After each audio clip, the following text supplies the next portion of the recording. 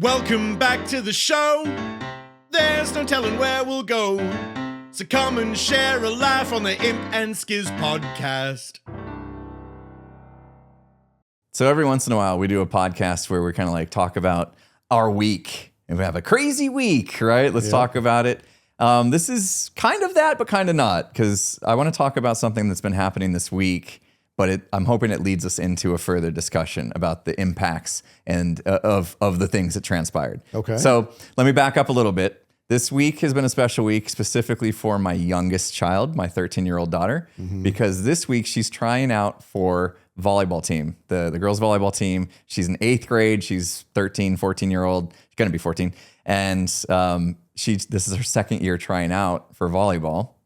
Last year, she tried out for volleyball at this school and didn't make the team. And so it was a little bit anxiety ridden knowing that she's trying out again. The difference being, so last year when she tried out, she was very new to the sport. She had done some rec league, just dabbled in some volleyball, just new to it, just learning, didn't know how to even overhand serve come tryouts.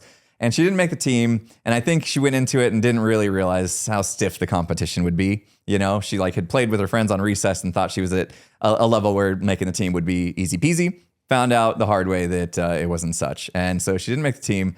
And what came out of that was very interesting. That's why I wanted to talk about it a little bit today, because instead of getting too down about being rejected, but not making the team, she decided that she wanted to get good enough. Like she had literally put a target on making the team in 8th grade this next season. And so what she did was she started asking to go to clinics, get private lessons, go to camps, join a club team, which is a big deal. Your daughter did club for softball. You know full well how big of a deal it is when they join club, because it's basically their life now. Right. And so the past year, my daughter has just been living, breathing, eating nothing but volleyball. It's been like her life. Aside from, she had a couple months where she was injured and had to take a step back to heal, which happens at sports. But she had her sights set on this year. So now we fast forward, current day. This week, she had tryouts Monday, Tuesday, Wednesday, like 7 a.m. We got to get her to school nice and early so that she could try out for the team.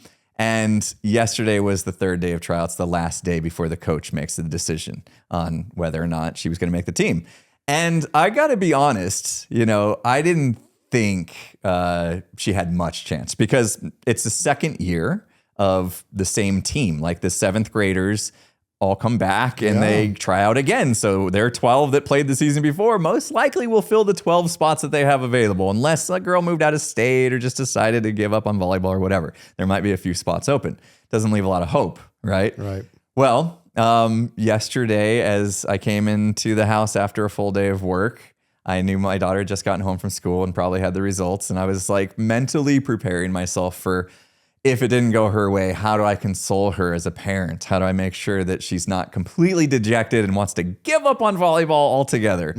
I walk in the door and I'm like, so how'd it go? And a big smile comes over her face. And immediately I knew that it was good news. Nice. And she was ecstatic and she made the team. Good for her. She did it. She last year didn't make the team, said next year it's my year, I'm going to go for it. She put everything she possibly could into it, enough so that she hurt herself. And just seeing that she had accomplished that goal just like really reinvigorated me as a person. Like realizing like my drive internally needs to be that. You know what I mean? Like I want that, and I want to see that in other people, because it's so easy to just get rejected once and just be like, well, I guess that's it for me. I'm never going to be good at this, obviously, so I should just give up. And she didn't do that. And I just thought that was super cool. As a parent, obviously, super proud of her. And I'm very ecstatic. I get to watch her play for her school team now. But more so just because, like, to me, that kind of states her character. And that, and I just am proud to see that growth in her and that she would, like, exude that. So I just wanted to tell that story, but then reflect a little bit on this, because I know you did sports when you were a kid. I did some sports. We've done other things that easily could involve getting rejected. You know, in band, there was obviously auditions for certain things. Yeah. I mean, rejection comes in all forms and sizes as far as like asking a girl out on a date. Yep. You know what I mean? We put ourselves out there constantly. Like every piece of content we make, we're at risk of being rejected. You know what I mean? Yeah. And so we're constantly having these things that we do to where rejection just kind of comes with it, or maybe the opposite, the flip side, success comes with it. And how we handle that, whether it's good or bad, I think says a lot about character and it does a lot for us internally. So I was hoping we could take that little story of what's been going on in my life, my daughter's life this week, and just riff about how that affects us as humans. It's a good angle. I mean, before we move forward with it, congratulations. That's huge, because something you didn't say during that story is the fact that I know what school you're talking about, and it's a very competitive. Their sports program is, my daughter went to that school, and that the sports program is very competitive. Yeah. And when my daughter was on the softball team at that school a long time ago, we knew what a competitive, they were undefeated both years, crazy. Which is amazing, right? Yeah. My daughter went into that having already several years of club. So she was the competition. She was prepared. Right? Yeah. So she was prepared. And to this day, it's so funny because there was another catcher that I think was pretty good, but she couldn't hold a candle to my daughter. She didn't have, and only because my daughter had done so much club. And I talked to that girl's dad, and she was like, I can't get in the game. I can't get the play time. And he calls out my daughter to her. He's like, she's very, very good. Like, you're going to have to be better if that's what you want to do. And that is what that school sets up. Mm-hmm. And so the fact that your daughter made this team, especially a team that was already established, is remarkable. Yeah. I like I said, I was fully expecting to have to console her and give her that speech. Yeah. Like, that competition is stiff, and they've been together and they've been doing club many more years than you have. And that whole bit, I was prepared. I was also kind of playing that card up a little bit of like, you know, if it was a different school, you would have a better chance of making it. You have no idea how smart you're right about that. Like, it's to the point to where, like, for football, for example, football's a weird one because a lot of high schools don't cut anybody. So their roster is so massive, and all it really means is that you have 50, 60, 70 kids who are never going to touch the grass. That's crazy. I don't love that, but that's the way it is. But when they don't get that playing time and they're not touching the grass, often they will go to another school because reps are more important. Reps are key. Reps are super, and you need to have those reps. So that's when you're saying maybe another school, that's not the worst thing in the world. But she took this rejection and it fueled her. So this is why this is a great topic, because rejection is one of life's building blocks. As uncomfortable as it is, it just is. Mm-hmm. It's something that all of us have to deal with, and some of us have to deal with it, some people more than others, right? And like you said, sometimes it's on a personal level, sometimes it's on a skill set level, but how you react to it is everything, right? It really tests your mettle. And if she had made the team that first year, I would argue she wouldn't be half the player she is now. Right. You see what I'm saying? Yeah, because that's what gave her that like drive to go above and beyond and like push yourself. It fuels people, dude. It fuels people, and some people it shuts them down. And that's both of those are very human. And I like when I, back in the drumline days a billion years ago, right? When I went in as a freshman, I know I've told this story, but it was a form of pre-rejection. I was rejected to the position I wanted before I even voiced that I wanted it. So I wanted to do snare as a freshman. And before I told anybody or even insinuated, I was told, me and other people, if you plan on coming in as a freshman on snare, it's not happening. Like, so the phrasing was, it's not that you have a low chance, you don't have a chance. It's not going to happen. And in that moment, I was like, I've been rejected before I tried. I will make this happen now. And I did, you know what I mean? And I went and I just worked so hard, and it was crazy. It was like rejection. He like helped me. He rejected me before I could even fail. And it just pissed me off, man. And so I went and got it, right? And I worked very, very hard, and that helped shape me or whatever. And that's what rejection ends up doing for people when they let it. And other times, not so much. Yeah. You know, it tells you, like when I was a kid, I did a lot of theater. Okay. And I like to tell people that because it's true. I did theater. I loved it. But what I don't tell people is I lost count of how many auditions I went to and I was not chosen. I did not make the cast, right? And the number one reason being is that there wasn't a lot of acting going on in the auditions. I kept auditioning for like really deeply rooted musicals and I can't sing. And so I'm up against what feels like these world-class singers and I have nothing prepared. I can't sing anything. So I was never cast until I went to my first audition. That was a non-musical and I made it like that. And that made me feel good. But being rejected over and over and over again, I didn't go work on trying to sing. I had no idea how to do that. First of all, I don't know how to sing. So I didn't know how to do that. I just decided to let it fuel me in the way of, it feels like the industry is rejecting me. Like I'm going to go away. Well, I'm not going away. I want to do this. You know what I mean? And so it just pushed me forward that way, but it could have easily gone the other direction and shut me down. Yeah.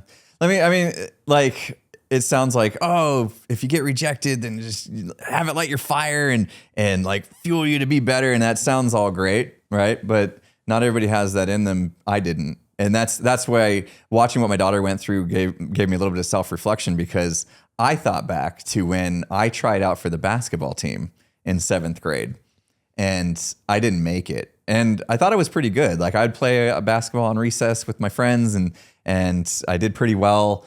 But I wasn't like a club, I wasn't in club basketball and that kind of stuff like a lot of them were.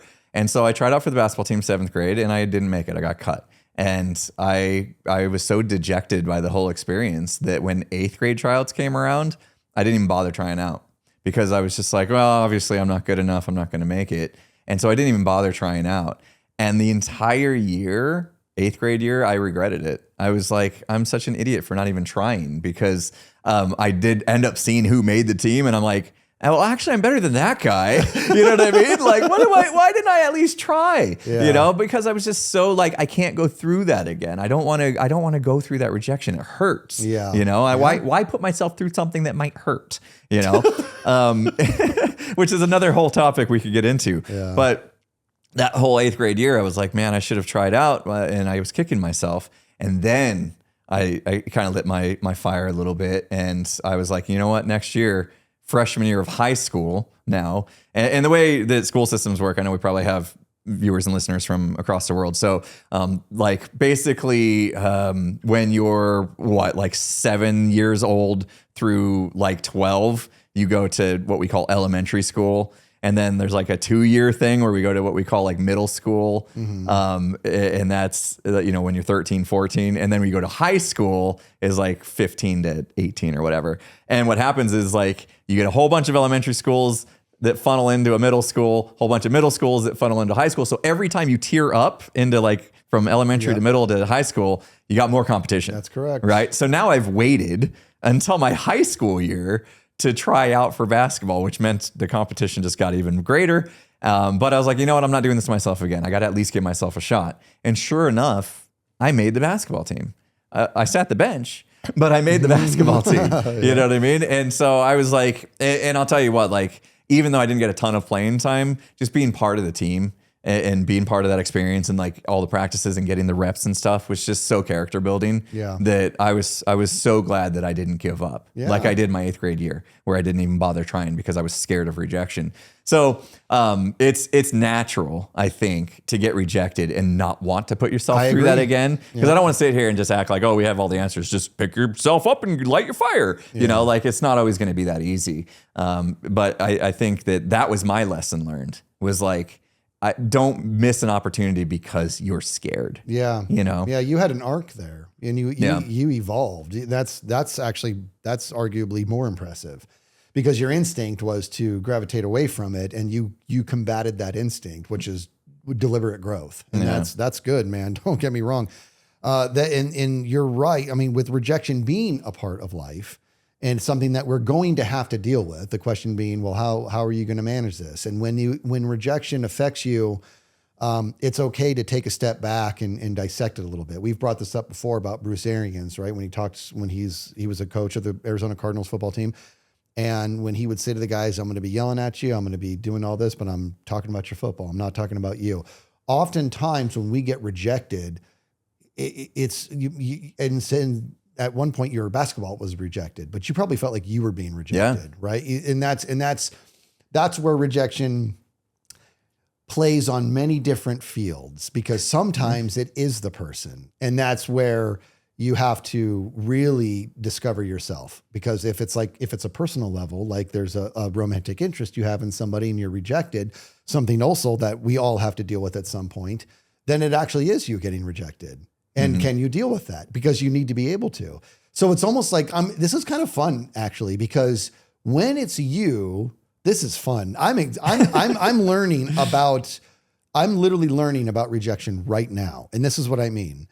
When there's an asset of you, a skill set, or a talent or whatever that is rejected, you have to separate from it. And you have to separate and say that they're attacking this, not me. And that's when you can turn on the fire and say, screw this, I'm going to go get it. Right. That's because it's an external thing. When it's a personal thing, like a romantic interest or something, and they're rejecting you as a person, that's when you need to not get a fire and go after it. Because there, you see what I'm saying? Like there's a time and place where you actually, when you're being rejected on a personal level, this is not a negative thing. This is a part of life. Acceptance needs to come into play. You need to be able to accept who you are and that this was just not meant to be. And you can't, there's certain times when it makes sense to light a fire and keep going at it. And other times when that's not welcomed. If somebody keeps trying out for the same team that keeps denying them, that's okay. If somebody keeps pursuing the same person that has been on, like very clear with them, I'm not interested, then that's not okay. You see what I'm saying? So like, it's kind of weird when it is. I'll change myself to be who they want me to be so that they'll accept me. Dude, and then that's when the self-help industry makes more money. You're exactly right. If you go interview at a job and they didn't take you, right? That means that you didn't have the skill set that they wanted. If you go and work harder and go re-interview for that job, that's great. That is good, right? But when it's a personal thing, that's when self-acceptance has to shine through. You have to be at peace with it. You cannot wallow. You just have to be like, sometimes rejection is at its very essence for rejection's sake, and just be okay with it. Other times, rejection means not yet. And that's, you have to be able to differentiate between the two. When is it genuine? You have to be okay with the door being closed, or rejection's a fancy word for not right now. You know what I mean? Yeah. What's the worst rejection you've ever had? That's actually a pretty good question. I've never felt rejection. I'm just kidding. The worst rejection ever. Like one that sat with you, like you were almost embarrassed, I guess. It hit you in a way that's like, man, I'm embarrassed at myself right now for even thinking I had a chance. I can tell you what it was. And this is going to be weird. This is going to kind of derail my mind a little bit. So I'm not an overly, religious person, right? I admire those who are devout very much, but I'm built the way I am. I'm built as a Doubting Thomas. I just am. I can't shake it. But I do enjoy going to church. I haven't been in a while, but it is dear to me. And I don't often feel the hand of God on my shoulder. I'm not getting too deep here. And I just, like I said, I respect very much those who have legitimate faith, those who are devout. I respect it so very much. I'm just not currently that person. Right. And I've struggled my whole life with that. Right. For whatever reasons, that's just the way I am. But like I said, I find a lot of centering and peace and being in church. And I can't quite explain this properly, but I'll do the best I can. I was at church. This was years, bro. Must have been, if I had to guess, dude, I would say this was probably 8 to 10 years ago. I was at church and they have a really good band that opens up. They're really talented musicians and it's a lot of fun to watch. I love music, and I was watching and the guy said, we're auditioning for new band members. It's a very big church. I've never considered doing this ever in my entire life.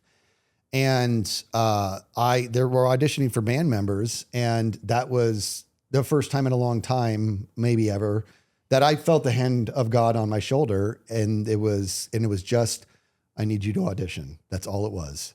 I need you to audition. And I had this weird conversation. I'm like, I don't even have a drum set. I don't own a drum set. You know what I mean? Like I haven't owned one in 15 years, you know? And it was just, I need you to audition. It wasn't, I need you to do this. It was, I need you to audition. That's all it was. I need you to audition. That's it. And I'm just like, I don't know what this is. And so I thought about it and I talked to my wife and I'm like, you know, I don't want to talk too much about this. And I'm like, but this is what's going on. And she was like, you know, she actually has faith and is devout. And she's like, you do what you think you need to do. Like she was not pushy on any level.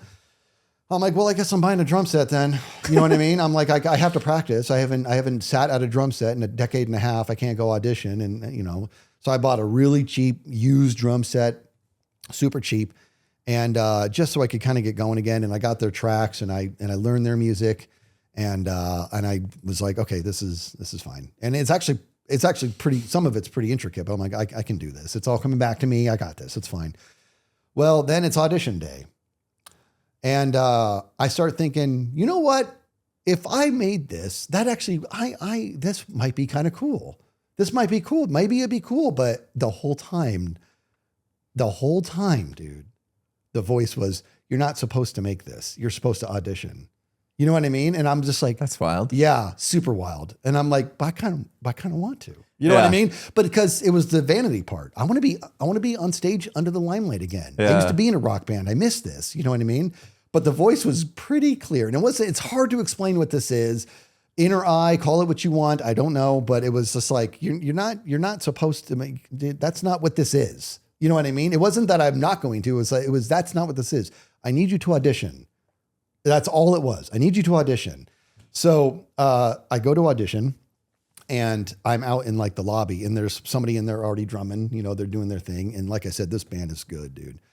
And there's somebody who's in there drumming. Well, I'm on this couch and there's this other kid who's about to audition. He's got drumsticks on him.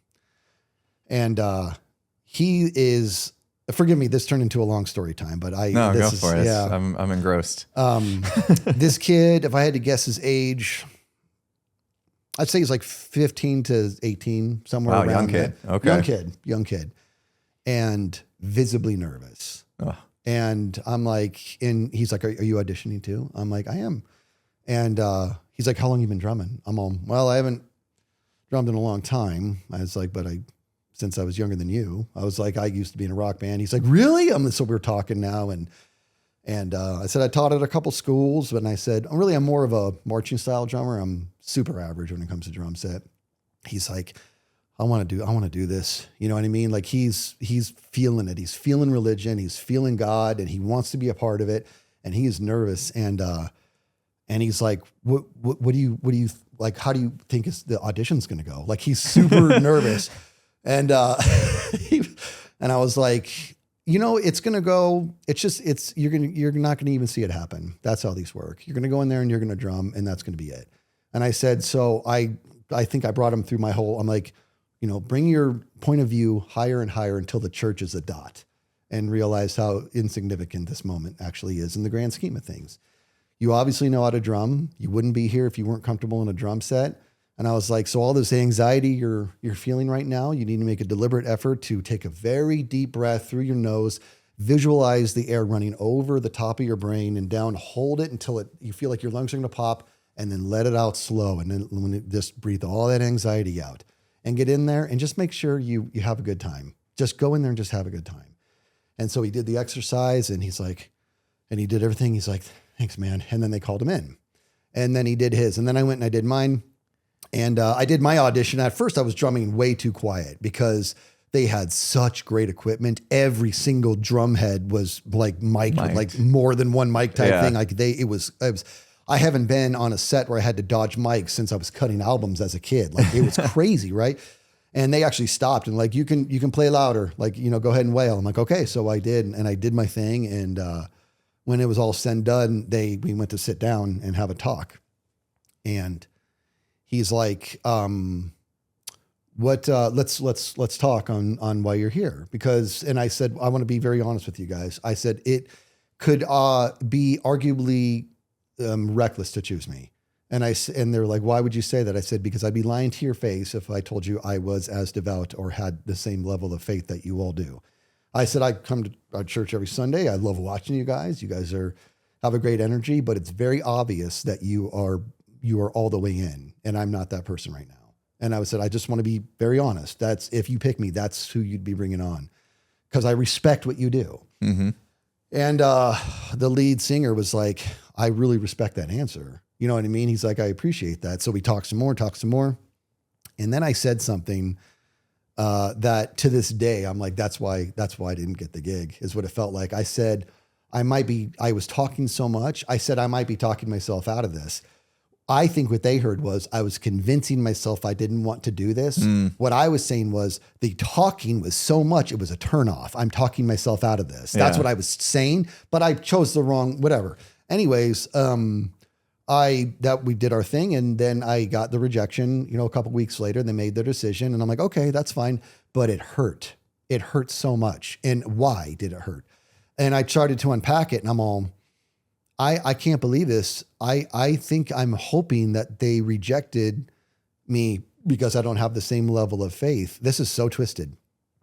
Because if they're rejecting my drumming, then they're rejecting me. That feels personal. See, it felt personal because drumming was my identity. Yeah. You know what I mean? But I got the news when I was actually on vacation, came back, we went to church, and that kid in the lobby up on stage. Nice. And I was just like, that's what that was. You know what I mean? And maybe I'm wrong. If this whole thing if I never showed up, he may have very well been on stage. This is not lost on me. But I'm like, maybe that's what that was. Maybe that's what that was. And it just, and then I got this voice of, see? You know what I mean? Like, that's all that was. That was your mission. Well, couldn't he have told me to go get a cup of coffee on that day in the lobby? Yeah. You know I bought a drum set for this. drum set for this, man. Oh God. No, that's a crazy story. Yeah. And yeah, who knows what would have happened with that kid, but you getting him to relax enough to like have a successful audition might have been the key for him and set him on a path that he needed to be on. Who knows? Who knows? This universe works in mysterious ways. It does. And I could be filling a lot of blanks, and there could be a whole lot of self-fulfilling prophecy going on in this story. But that was really, really strange. Like, I was like, for some reason, I know that this is not about getting up there and being a part of it. This is just about the audition. But I bought a drum set for this. You know what I mean? But at the same time, I have had a lot of fun on that drum set since then. Yeah, so, there you go. Yeah. You got your money's worth on it, right? So, but it hurt. Funny enough, my like worst experience, if you will, doing an audition for something or a tryout for something is also drumming as well. It was like I was in high school, and I think it was like, I want to say like my sophomore year, which is like my second year of high school. I was probably 14 years old, 15 maybe, and the band instructor was like, "Hey, all-state jazz competition or tryouts are this weekend. Anybody want to go try out, to make the all-state jazz band?" And I was in jazz band at the time, and I thought I was pretty good. I was like, yeah, I'll try out. Why not? And so like the week goes by, and the band director contacts me, and he's like, "Okay, so you were the only one in the whole school that decided they wanted to go try out for the all-state jazz band. So I didn't like rent a bus or anything." This is back in the day. So he's like, I remember this. So he's like, so I'm just gonna drive you to it if that's okay. And I'm like, okay. So I'm gonna get in a car with my band instructor, go on a drive. That's fine. This is the 90s, and so it was super awkward. Just me and the band director in his minivan, driving to like downtown Phoenix or whatever for this all-state jazz audition. And I walk in and I'm waiting my turn, and it's just me and the band director, super awkward. And it's my turn. And so I go in and I sit down at the drum set, and there's judges at a table or whatever. And they're like, "Okay, so for your audition, we just need you to sight read. You know, here's a piece of music. They put it on music stand in front of the drum set, and I just need you to sight read this music and play your jazz piece. And I look at the music, and I feel like I had never read music before in my life. It looked like it was a completely different language, right? Like I've literally been in band since I was in like 4th grade. Yeah. You know what I mean? I know how to read music, but I'm looking at the sheet of music and like there are symbols on this I've never seen before. Yeah. You know what I mean? I'm like, okay. You know, and so I start drumming and it's a meltdown. It's an absolute meltdown. I have no idea what I'm doing because I literally am like cross-eyed trying to figure out what this music is telling me to do. Yeah. And it's like having that kind of a meltdown in front of judges was like so embarrassing. Yeah. I was like, I'm a good drummer. What did I just do? Yeah. What was that? Who entered my body? What would you know you what I say? mean? Yeah, yeah. Like, and to this day, I wish I could go back and look at the music and just see like, maybe I got so nervous, my brain crossed wires. Yeah. You know what I mean? Yes, and I got do. like dyslexic or something. Yeah, all of a I sudden. know what you're You know doing what I mean? here, Like, yep. because that wasn't music. I don't know what that was. And so I completely bombed. And I walked out just super embarrassed and knowing there was no way, there was no chance I was making this all-state jazz. There was no chance. And I walk out and the band director sitting there, he couldn't, I guess he couldn't hear me because if he could, he would have known. I look at him and he's like, so how'd it go? And I'm all, not good. And he's like, oh, and I'm like, we can go now. And he's like, don't you want to wait for the results? And I'm all, we don't need to. I don't, and I'm like, I've wasted enough of your time today. We can go. That made me sad. And he felt terrible for me. And I was probably on the verge of tears. You know what I mean? Like I had felt extra guilty that I was the only one in the school that tried to try out for this. And then on top of that, you know, he has to drive me and now I've wasted his day and I just, you know, crap the bed and you know what I mean? And I'm like, we could just go. And the whole drive home was just silence, dude. It was so bad. But I just remember like, what happened? Like I blamed myself, you know, like I freaked out. I'm better than this. And I didn't show it that day. And this was drum set? It was drum set. Yeah. Which, you know, I'm not awesome. You're better at drum set than me. And you said that you're just okay. Yeah. You know what I mean? Like I'm just okay at drum set, but still I thought I'd at least put up a show. Mm-hmm. You know what I mean? Like it literally seemed like I'd never played the drums in my life. Well, the way I recall the audition. Drum set music is not super easy to read. To sight read. Because it's not what people think. Drum set music, especially jazz, it really should, it's more of a recommendation. You know what I mean? Yeah. Like it needs to be, it's like, give me a swing at this tempo and hit. Yeah. And you would think they would like have musicians playing with me that I'm trying to play along with. I can riff off the basis and you know, all that kind of call answer stuff that jazz music does. But no, it was like, here's sight read this. Yeah. And I'm like, I don't know how to read that. Yeah, that is not weird. Music. That's not. It's just that's a tough one, man. Yeah. So how did you respond after that? I quit drumming forever. No, I'm just kidding. No, I just realized that, you know, first of all, I was the only one from my school to even give it a go. So I was kind of proud that I at least like stepped up and pushed myself to go. But it also made me realize like maybe there are some things that I need to work on because I thought that's how jazz music worked. It was like here's your sheet of music and it's just a suggestion, you know? Yes. And I'll just figure it out once we start playing. Yeah. You know what I mean? And so I was like, well, maybe I do need to get a little bit more deliberate about learning that aspect of it in case the situation ever comes up. So I did kind of like teach myself to understand how to sight read a little bit better, which actually came in handy because like when I tried out for drum corps, you know, I was better at reading music. You know what I mean? Mm-hmm. Like the rest of it was kind of like I could figure it out. I was really, really slow. Oh. You know, I was really, really slow. And when I went to drum corps, like it was like, here's our first piece of music. Have this memorized by tomorrow. Yep. And I was like, oh, like that's not something I'm good at. Yep. I need a friend we're going to learn together. Yep. You know what I mean? And I kind of learned by ear type thing. And so I kind of knew like I need to put more work in there, you know, and I did to a point, you know. I've always kind of been one of those people though that never push myself to get past the 90%. You know what I mean? Like it's what I call the 90% rule is like, once I'm 90% good at something, that's good enough, you know, because that last 10% we all know is like it's like a tip of an iceberg.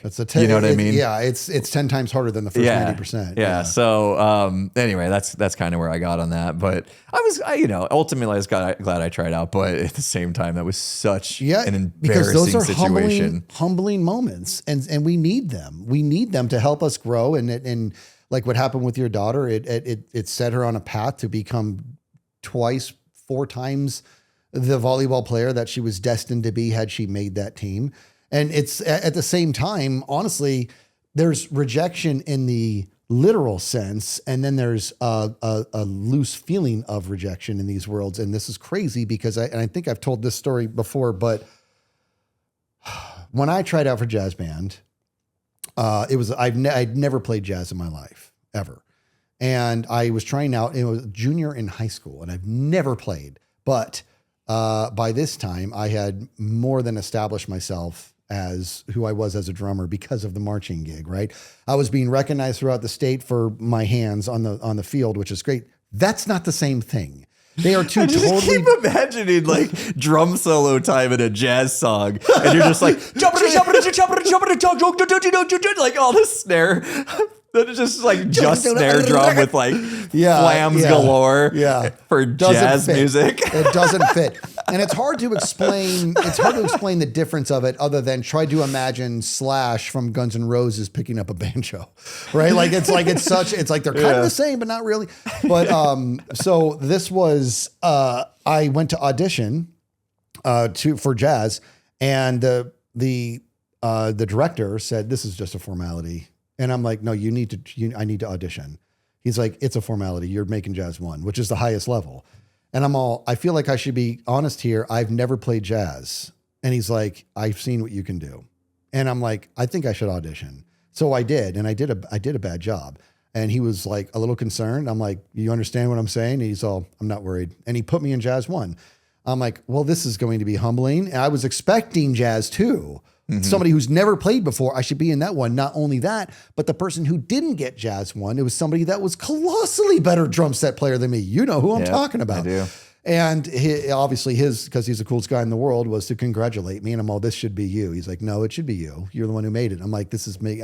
This feels weird. Then I go in to that first day of practice, and the song we have, now here's the other thing is it was an established jazz band. I have not been rejected at this point. I've been accepted, but I know I should have been rejected. And that's a weird dynamic. So we get that first thing. It takes 3 music stands to hold my music because it's 7 pages of music. Now, typically I'd be like, I don't need this. Just give me the groove and let's go. I've told the story on how I performed live with a band and I had never even heard their songs before because it was easy rock and roll 2 and 4. Prim can play it. You know what I mean? Like it's easy peasy, right? But this is jazz. But not only that, this was a song that went back and forth between Mozambique and swing. Do you know what that means, dude? That makes no sense. Whoa. So like Mozambique is and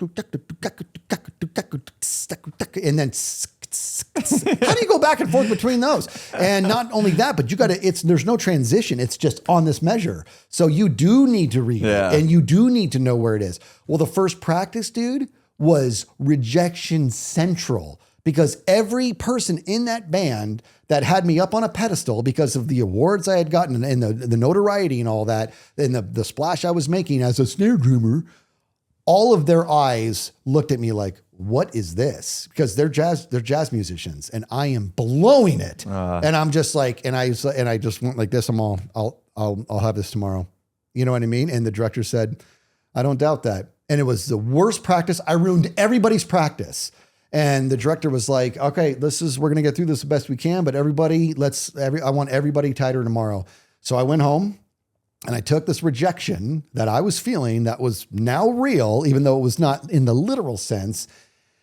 And all I did was master of those 7 pages. And it was hours and hours, and God bless my parents for putting up with this, but it was hours and hours and hours and making sure that I could switch from Mozambique to swing and not miss a beat and keep the same tempo and keep that feel, keep what and I just everything. Go to practice the next day, dude, crushed it. Everybody else in the band sucked.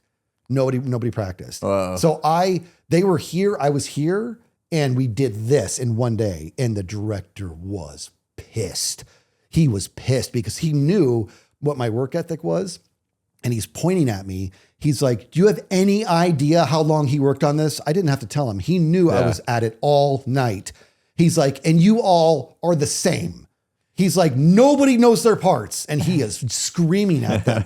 And he's like, and he looked at me, he's like, I'm sorry you work so hard. Now he's using this as a tool to get after them, right? Now nobody could stay mad at me because it was completely logical, but I was able to flip this rejection that stabbed me right in the heart, wasting all of their time.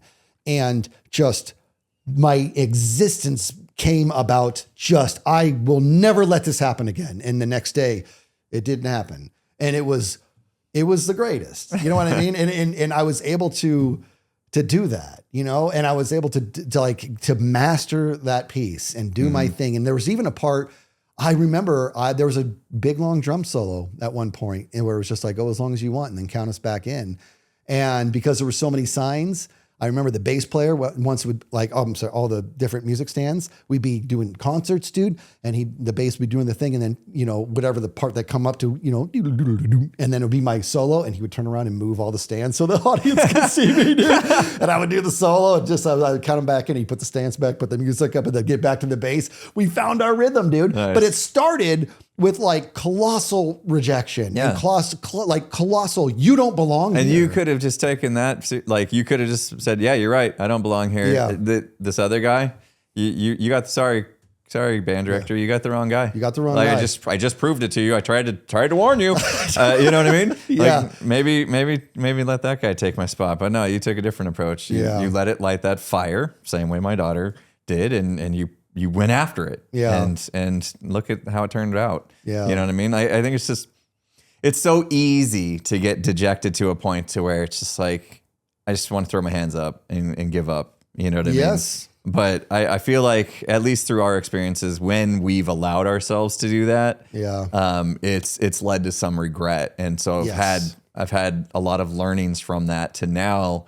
remind myself when rejection happens and I'm down and I think it's over for me. I give up. It's easier to just call it quits and go whatever, sit on the couch and binge watch a show or whatever. Yep. I'm like, no, you're gonna regret that. Like get after it. Go show the world what you're made of. Yeah. And then who knows what your story just proved. Like you got everybody to respect you. You got self-confidence and such pride. And when you tell that story, your eyes light up and your chest pumps up. Yeah. You know what I mean? Yeah. Those are the moments in life that you got to kind of force yourself out of your own body. You know what I mean? Yep. And be like, yo, you need to be your own critic. Yo, don't give up. You're made of more than what you think you are right now, and go show the world that. Yeah. And it's super inspiring. I don't know what it is. I've brought this up on the podcast a few times that when I see people do that, I get so inspired. That's why I love watching my daughter play volleyball. I love just going to the practices. I've said this on the podcast before, and just watching all the blood, sweat, tears, hard work that these athletes do.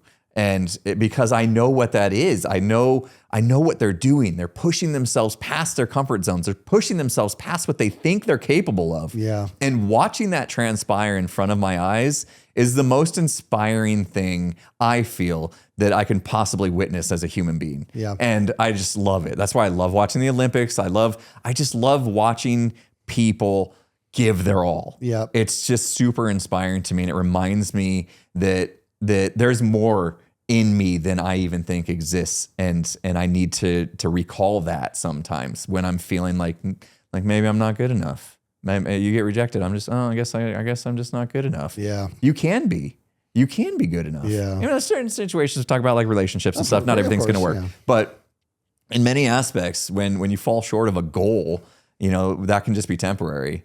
I love the quote that you never fail at something if you never quit, right? Yeah. So it's kind of like that. Like when these things happen, when I didn't make when I got rejected for the audition for jazz, I could have pushed myself to try out again. And I don't actually remember if I did end up. I think I got into marching band so much I didn't care about jazz as much. But then I went and tried out for drum corps. You know what I mean? That experience was another eye-opening thing. I'll get into a little bit of story about that. I think maybe we've told it on the podcast before, but when I was asked to go try out for drum corps, which by the way, the drum corps name was Impulse. That's how my whole name came about. My high school instructor, who was my previous high school instructor, because now I had just moved on to college, had given me a call and was like, yo, got a bunch of my boys going off. We're going to try out for this drum corps called Impulse, and I'm going to be the drum instructor, and I want you to come up and try out. And like, we're getting a bus. We're all going together. You should come. And I was like, all right. I love your voice for him, dude. It's good, like right? Pretty spot on, pretty too. good. Yeah, I can't cuss. I can't. That's his laugh. Every other word is a cuss word. I can't do that on the podcast. Yeah. But, you're not wrong there. And so I was like, yeah, I don't even know what this is really. I didn't even really know what DCI and drum corps it was, And so I was whatever. I'm on this van and we're driving to Anaheim, California, because that's where this drum corps is out of. They were a rebirth of Velvet Knights drum corps that was out of Anaheim, which is where he was from. Like he marched that drum corps. And so this is like his baby, And so we're on the bus and we got to stop halfway to Anaheim, like wherever it was. I can't remember. But we're about halfway, about the border between Arizona and California, to refill the gas and grab some snacks or whatever. And we get out of the gas station, waiting for them to pump the gas and stuff. And the drum instructor was like, he's like, so you nervous about trying out? And I was like, yeah, what do you think my odds are of making the bass line? And he's like, bass line? It's like, you're trying out for snare. I was like, dude, no, I'm not. You know what I mean? Like I literally thought there was zero chance I would ever make snare drum on a drum corps. You know what I mean? Like this is like the big deal. This is like basically professional marching band. You know what I mean? Yep. And so I was like, I was just going to try out for bass line because like that's what I did in high school when I was new. I tried out for bass line and I made second bass on the bass line and then I worked my way up. And I figured that would be the same kind of thing. I need to go try out for bass line and work my way up. And he's like, dude, you got to try out for snare. And I was like, what? I'm not good enough for that. And he's like, dude, trust me. And I was like, all right. Like I've trusted this guy the last 4 years of my life, whatever. And he's never, led me to astray. And so I was like, all right. To astray. He's a good guy. He's a good guy. He was very rough on us, but for good reasons. Yeah. And so I was like, all right, I'll try it. And so I tried out for snare drum and I made it. Barely. I barely made it. Like I was like the last person to not get cut, basically. I think I was on the end of the snare line, but I made it nonetheless. And that experience was just another reminder that a lot of times, like we don't have faith in ourselves, that it takes other people to draw out of us, to remind us of. Or if we can do that, where I was talking about, like you need to exit your body, and kind of treat yourself like you're your own best friend type thing. I would have never told myself I could do that. I needed him to tell me I could do that, to give me that confidence that I didn't have in myself. And because of that, I made the line, and then that gave me that confidence. I was so glad that we had that conversation at that gas station, because I would have shown up to tryouts and just immediately walked over to the bass line and tried out. And I would have made the bass line for sure. Yeah. I would have made the bass line. I probably would have been second bass again, or top bass, whatever. And it would have been okay. But the fact that he pushed me and I got to be on snare, just like, it was just that reminder that I can be more than what I think I can be. Yeah. And like those life lessons are super important. They are. And the thing about the fact that rejection in general has the value that it has, we've illustrated it today. It's not only is it a part of life, I would argue, it's a necessary part of life when it comes to trying to get to the best version of yourself. Rejection is part of it. And what ends up happening to somebody who experiences no rejection is similar to a child being spoiled. And It's a good analogy. in this, there is I'm just going to, you can give me all the static you want. I deserve static. So just go ahead and dish it up. Here we go. I have been watching Love Island. Okay. Now I did not want to watch this. Let me explain. So this is something to where my wife and my daughter, they won't stop watching this show. I'm upstairs working all day. I come downstairs for drinks and I'm like, how much longer are there just going to be butts on my screen? Like all this is. Love Island is just like super good looking people that are put onto an island and they wear next to nothing the whole time. And hook up probably. It's whatever. Yeah. It's absolute garbage smut TV. It's what it is. Okay. And they are like always in these conversations together. And I love watching my wife and my daughter bond on things, no matter what it is. I just like I like seeing that dynamic there. Mm-hmm. So I'm like, guys, don't get me wrong. I love that you enjoy this, but you watch this all day. How much the butts are burning into the screen? Like, how many more episodes could there possibly be? Like this is all such garbage. And they're like, and my daughter's like, Dad, I really wish you would watch it because I need you on my side for something. You know what I mean? And my wife's like, okay, Jersey Shore, that was different. Okay. I had shoulder surgery and I couldn't reach the remote and Jersey Shore was the only thing that was on and it pulled me in. And she's like, you would get into this. I'm like, I don't think so. So I gave it a go.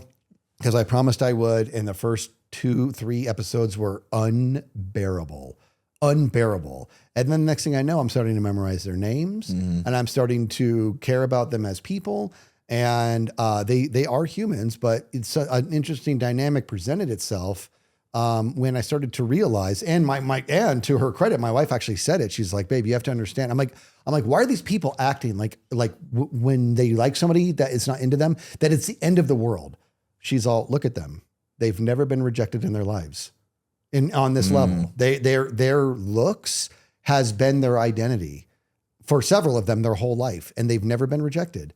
And now they are, because everybody's a 10, that they don't know how to handle it. They don't have the skill set on how to just be at peace with yourself, because what has gotten them acceptance throughout their whole life has been about their looks. They've made their looks their identity. And now when they're being rejected, they're feeling less than. And I'm like, you are spot on, to the point to where arguably the most in shape and best looking dude on the show is apparently somebody who once upon a time was quite heavy when he was younger, and he flipped his whole life around. And he's an absolute beefcake. Like he's got a perfect body. He's very good looking. Beef castle, as Scar would say. He's a beef castle, I guess.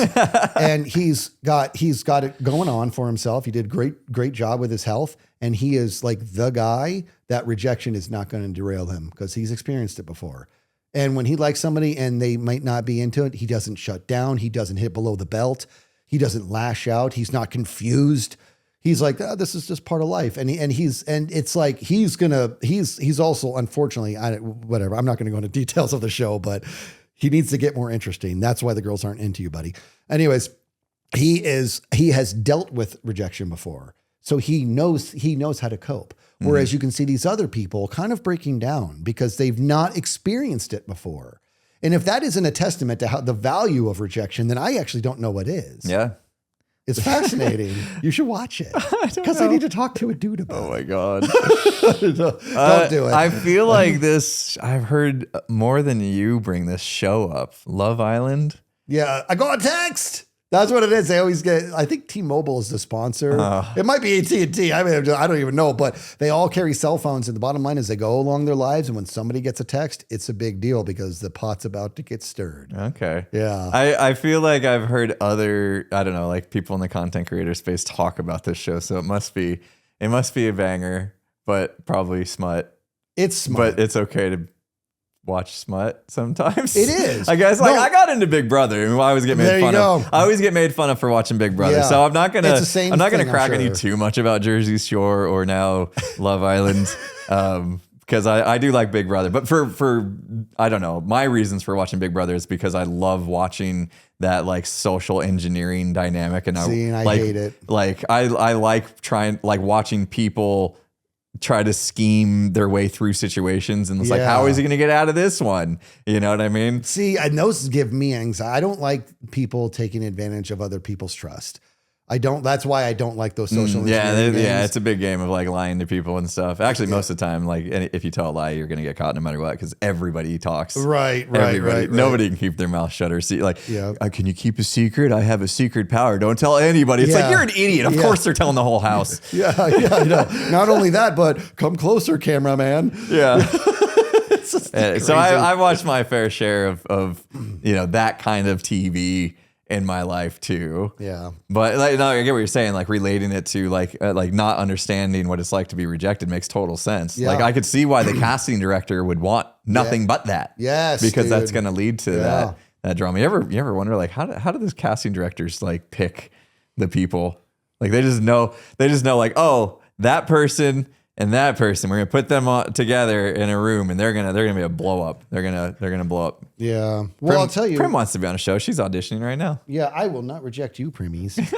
Yeah. No. Well, that's the same. I mean, I'll be totally honest with you here, and maybe it's because I'm just like, and I'm an old man now or whatever. I am an old man, but I am just like, I pause all the time. I'm like, why are these girls wearing so much makeup? You know what I mean? I'm like, it's not a lot of makeup. It's way too much makeup. It's like Mrs. Doubtfire peel off the face. Some of them, yes. And one of the girls, like, we're so off the rails right now. I know, but I'm just saying. Here's the deal. It's actually a little bit tied into it. They wear the makeup because that is how they've avoided rejection in their own minds. And some of these girls, now I'll be honest, I'm an old man or whatever, but like I'm not. I don't find some of the girls. I don't find them attractive. Like I tell my wife, and I'm like, you are literally more beautiful than every girl on this show, Love Island. And she's all, no, I'm not. I'm all, yes, you are. Like, this is crazy. And then one of the girls took off all of her makeup, and I'm like, she looks way better. Like no makeup, way more gorgeous than when she looks like a clown. Like, it's so much makeup. It's so much. And I know I sound like I'm judging, but I kind of want to be like, that this is consuming hours of their life every day to put it on and to take it off. And it's so much. And I'm just like, why? Just like, that girl is so gorgeous with no makeup. Why? What in her path told her you have to dress like a clown to get noticed? Something did, and it worked for her. So in order to constantly evade rejection, she went with what worked. You know what I mean? And she's not the only one. They all did. Yeah. You know what I mean? It's just, oh, dude, it's so much makeup. I'm with you on that, though. I do prefer less. Yeah. Like, less is more when it comes to, I'm fine with makeup. I'm fine with makeup. You know what I mean? I'm fine with it. It doesn't bother me. But it does when it's like, when I see it in like so much. I think my reason is this, bro. Okay. Like, I'll see makeup in the real world where, in my opinion, it's so much that it seems a bit chronic. It seems there's something unstable here.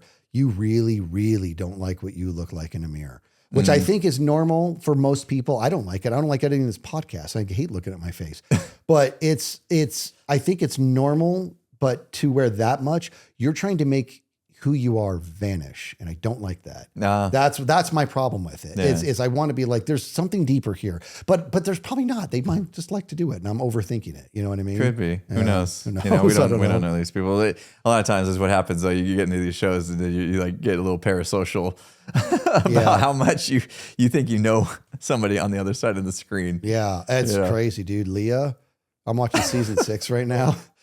6 seasons? Oh, bro. What? This is a past season. No. Oh, wait. Let me finish. Oh, no, I said it wrong. This was like a one-time No. thing. I said it wrong. Listen, I'm watching season 6. I didn't watch 1 through 5, and I'm not going to watch 7 and above. I'm watching just season 6. It's an entirely different cast. Okay. And my wife is like, this is a season you need to watch because the casting is like, these people are great people to each other. And like, because I'm like, I told them, I'm like, when there's a lot of contention, I'm like, I don't like this. I don't like watching people hurt each other. Yeah. And that's when my wife's like, you need to watch season 6. Cause even though people end up getting hurt, cause it's a part of it, they're pretty good to each other. And they are, but it's more than that. Like, the boys support the girls support each other. The boys support each other. Like, it's a brotherhood, a sisterhood. It's interesting to me. And so like they're doing a good job, but It's turned into a commercial for Love Island. but somehow. Leah is very pretty. And the reason is because I told my wife this. I have a legitimate crush on Emmy Rossum. Do you know who that is? She No. plays Fiona in Shameless. She is a Don't gorgeous, remember. gorgeous actress. And then I always thought she was good looking, but I'll be honest, the crush started when she was on Conan O'Brien and she's like world-renowned opera singer voice. Like, oh my God. Anyways, Leah's got Emmy Rossum vibes. And I've just like, that's the girl that's like, I'm gonna look up this girl. you have to look it up. Yeah, okay. Anyways, that was a Love Island derail. I had to do it. I had to admit it. I had to get it off my chest. That makes sense though. I like the way you tied it back to, like the reason they get in that spot. That does make sense. And I've heard a lot about Love Island and now I'm like starting to wonder if I need to watch it or not, but sorry, Big Brother season 87 started this summer. So, I don't know what season, I can't even keep track. Anyway. This is insane. Anyways, you have to accept that rejection I think we did a good job illustrating that rejection is it's not just a part of life. It's one of its fundamental building blocks. Yeah. You have to experience it. You have to learn from it, whether it means it lights a fire or it has the potential to, if it lights a fire, that's probably good. If it derails you, that takes some self-reflection and a deliberate effort to evolve past it, like what you did. You were prone for it to derail you and you found a way to self-reflect and combat that fear. That's real growth, dude. That's very real growth. And I think that that's extremely important. And I think that we all deal with rejection and sometimes it feels like the end of the world. It does. And that's a shame when one of life's fundamental building blocks can feel like the end of the world. That's where some self-calibration has to come into play. Yeah. Yeah. So hopefully, when it happens, it's going to happen. You can remember this, remember these conversations, remember the idea of like kind of being your own best friend and escaping your own mind for a minute and kind of pumping yourself up to take on whatever you need to take on to get past it. Yep. So that was good talk, man. That was good, man. Talk. I can't wait to watch my daughter's volleyball games. Yeah, and I'm so excited. I'm dude. gonna have to see some of those too. Yeah, That's I'm so amazing. excited. Anyways, I got to chatting. get back to editing the life series where my team name is called the Rejects. Perfect. How apropos is that? It's perfect. All right, goodbye.